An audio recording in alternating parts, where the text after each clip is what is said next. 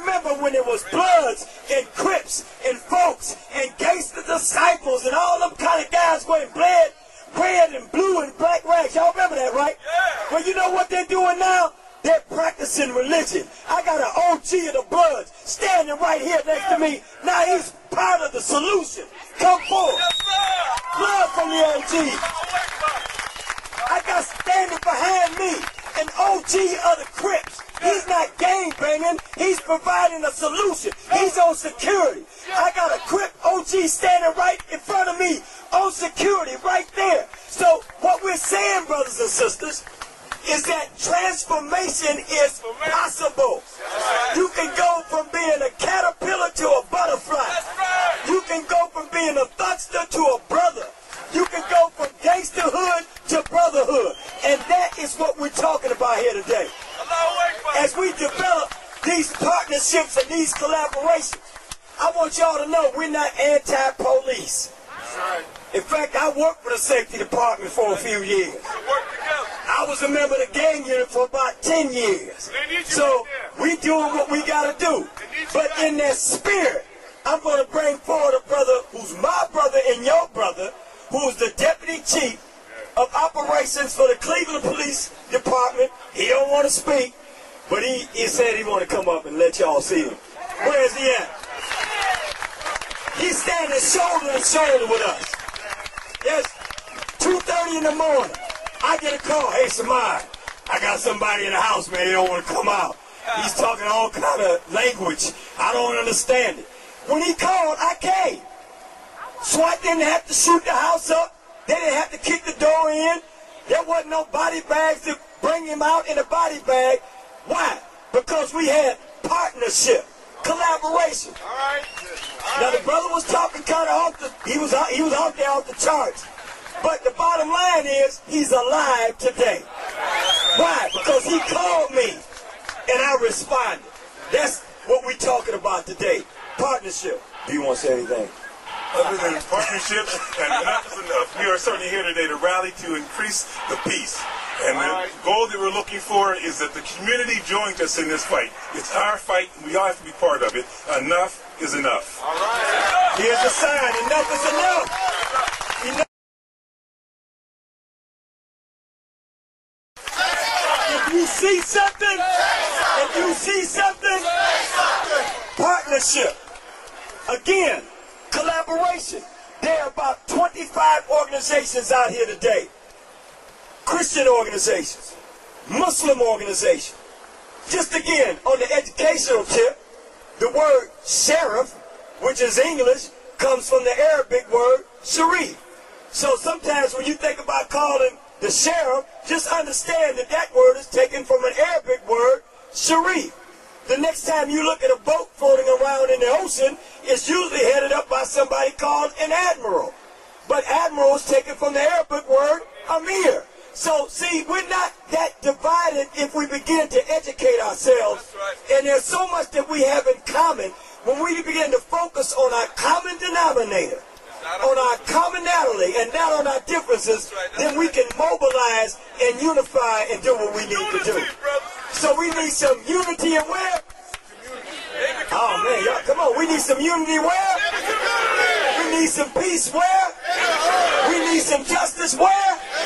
Are y'all ready to march? All right. Before we step off, I want you all to know we have children with us today. There's a hearse parked right behind me. Yes. And in that hearse, there's a coffin. Yes. That coffin is empty. And we pray to God, by this time tomorrow, we will not have had any homicides in Cleveland. That's not too much to ask for, is it? We're asking our brothers and sisters in the hood, in their homes, in those clubs, in those places where there's darkness, in those places where there's evil and confusion, to open up and let the light in today. Before we fight each other, let's think about making peace. Before we shout at each other and argue with one another, let's think about some conflict resolution and mediation. Before somebody picks up a weapon, a knife or a gun, let's think about the life Because once that bullet leaves that gun, you can't call it back. We've got a mother standing in the audience today that I think it's important that we hear before we leave. I know she probably don't want to speak, but I got to put her on the spot. I want Gina to come forward. Less than a month ago, less than a month ago, I got a call around midnight from a brother who said that a young man had been chased down the middle of St. Clair off 117th Street by a gang of thugs, by a gang of hoodlums. And this gang of hoodlums and thugs had confronted him and his cousin while they were on the way to their aunt's house to play Xbox. And this group of cowards, this group of thugs, walked up to these young men and confronted them and asked them, "Where you from?" And they didn't want to engage them and said, "Brother, we're not here for violence. We're just going to our aunt's house." And his response, "You ain't got no hood pass." This little gangster, I heard his name was Foo, might attend Glenville High School. Somebody told me he hangs out at the rec center. If you see something, because we ain't scared. We won't run from you, we'll run to you. And you better hope the police get you before we do. That's how we roll. Now, we're not preaching violence, we're preaching. The young man pulled up his little white t-shirt with his little sissy butt and showed him a gun with his little cowardly self and pulled the gun out with his little punk self and chased this young man all the way from 117th, him and his cousins, to 124th. All along, people are riding by, watching, standing on the corner, looking, standing behind shades, peeping, trying to get away from something that they could see was an act of terror. Somebody even said a couple zone cars rolled past and just looked and kept going. We ain't scared, we're going to point it out. 15 minutes later, he was shot in the leg. And a few hours later, he was pronounced dead. See, that's why we have to have a call to action. We're not here to posture. We're not here for no political action. We're not here for no socializing. We're here to deal with the fact that this young man who could have been a CEO, this young man who could have been a president or a city councilman or a doctor or a lawyer or an engineer, this young man who could have been a father of a family, this young man who could have been a leader, is now in a cemetery because of the madness in somebody else who look just like him, who wears the same clothes, who eats the same food, who dances to the same music, who watches the same TV shows and catches the same hell. But he hates himself.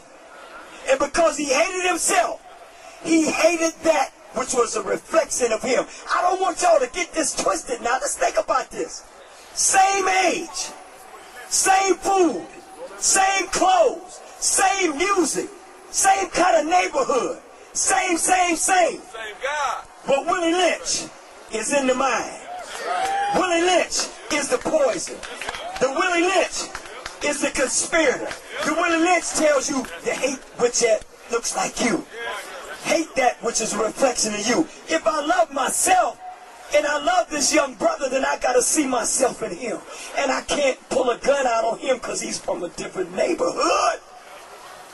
I don't decide where I live if I'm a teenager, and you didn't decide where you live, you fool. You ain't paying no rent. Your name ain't St. Clair. Your name ain't at 117th Street. You don't know that. You don't know nothing on the street. You sitting on the sidewalk selling dope.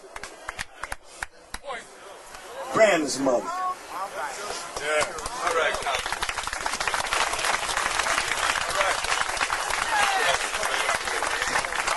I'm standing here for Brandon today, but as